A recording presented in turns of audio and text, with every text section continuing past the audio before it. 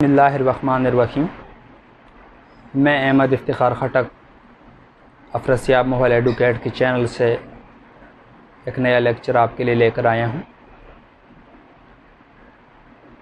Lecture کی طرف جانے سے پہلے آپ سب سے درخواست ہے چینل کو لائک کریں، سبسکرائب کریں، کمنٹ کریں اور دوستوں کے ساتھ شیئر کریں، اور ان سب چیزوں سے زیادہ ضروری بات بیل آئیکن کو لازمی دبائیں تاکہ کوئی بھی ہماری نئی ویڈیو آتی ہے تو اس کا نوٹیفیکیشن آپ کو مل سکے، تاکہ آپ اس کو بر وقت دیکھ سکیں۔ جس طرح کہ ہمارا سلسلہ جاری ہے، نثر کی اقسام کے حوالے سے ہم ڈسکشن کر رہے ہیں، نظم کو بھی ہم نے دیکھا ہے، تو آج نثر میں ہمارے پاس ہے داستان۔ داستان بنیادی طور پر وہ طویل کہانی ہے جو حقیقی کرداروں یا حقیقی واقعات کے بجائے فرضی اور حیران کرنے والے واقعات پر مبنی ہے۔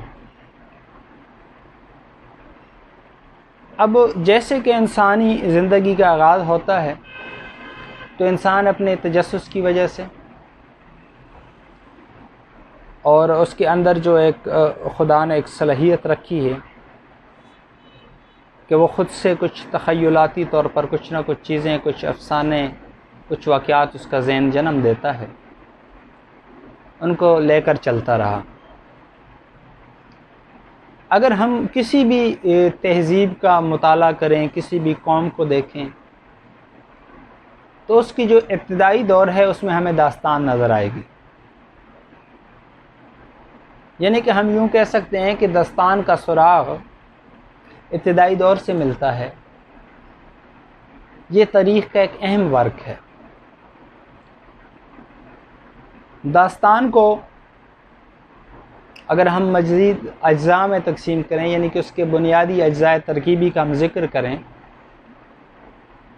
تو اس میں 5 جو ہیں وہ اہم اجزاء ہمارے سامنے آتے ہیں۔ نمبر 1 ہے پلاٹ۔ جیسے کہ ناول کے لیے باقاعدہ ایک پلاٹ ہوتا ہے اور وہ ایک ربط کے ساتھ چل رہا ہوتا ہے، اس طرح داستان کے لیے کسی باقاعدہ پلاٹ کی ضرورت نہیں ہے۔ یعنی کہ ہم یہ کہہ سکتے ہیں کہ مختلف واقعات یا مختلف قصے جو دوسرے قصے کے ساتھ مل کر اس کو آگے لے کر چلتے ہیں وہ داستان کہلاتا ہے۔ ناول میں بھی کہانیاں یا قصے ہو سکتے ہیں، لیکن وہ کہانیاں یا قصے آپس میں بالکل یکجا ہوتے ہیں، ان کے درمیان ایک تعلق نظر آتا ہے۔ داستان کے لیے ایسے تعلق کی ضرورت نہیں ہے۔ اس کے بعد آ جاتا ہے ہمارے پاس کردار نگاری۔ تو ناول میں جو کردار نگاری ہے وہ تو حقیقی زندگی سے بہت قریب تر ہے۔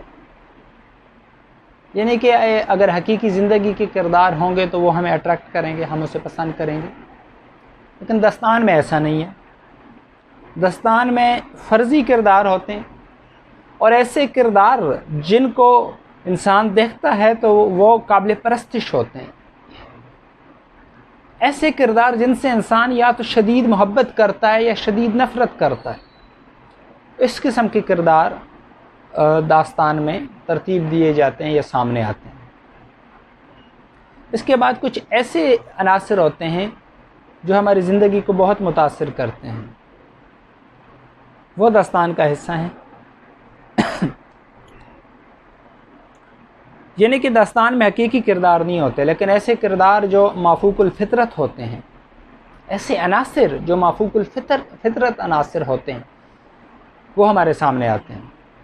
جیسے ہم دیکھتے ہیں، اگر ہم پرانی داستانیں دیکھتے ہیں، جادوگر کا ذکر ملتا ہے، سلیمانی ٹوپی کا ذکر ملتا ہے، جادو کا عصا ہوتا ہے، یہ جادو کا سرما ہوتا ہے، جو سرما وہ آنکھوں میں لگاتا ہے اسے بہت دور تک نظر آتا ہے، جب اسے غائب ہونا ہوتا ہے تو وہ سلیمانی ٹوپی پہن لیتا ہے اور وہ غائب ہو جاتا ہے۔ کس طرح کی چیزیں ہیں۔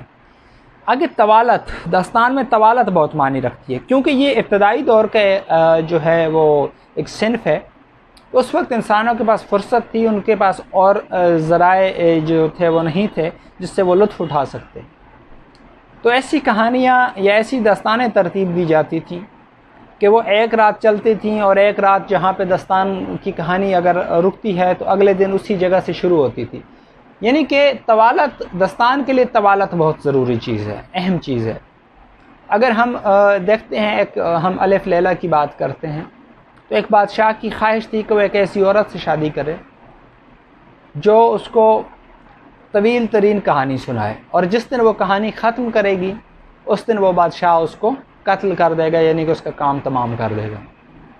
تو اس عورت سے جب بادشاہ کی شادی ہوئی، بادشاہ نے وہ کہانی سنانا شروع کی تو وہ 1001 راتوں تک چلتی رہی. یعنی کہ اتنی طویل داستان جو ہے وہ ہونی چاہیے.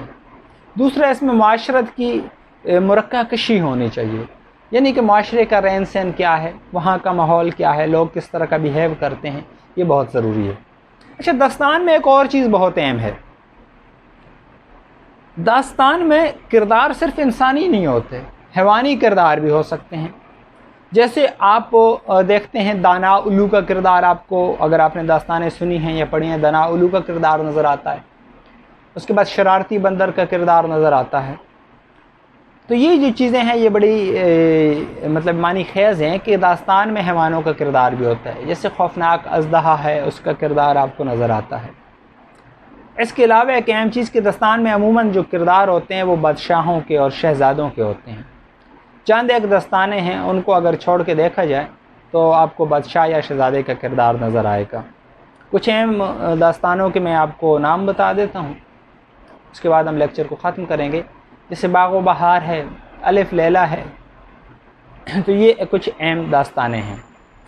امید ہے کہ داستان کے حوالے سے آپ کو چیزیں بہت واضح طور پر سمجھ آ گئی ہوں گی. اس کے علاوہ اگر کوئی آپ کا سوال ہے تو آپ کمنٹ باکس میں پوچھ سکتے ہیں. اس وقت تک کے لیے اجازت چاہتے ہیں، انشاءاللہ اگلی کلاس میں ملیں گے. اوکے، اللہ حافظ.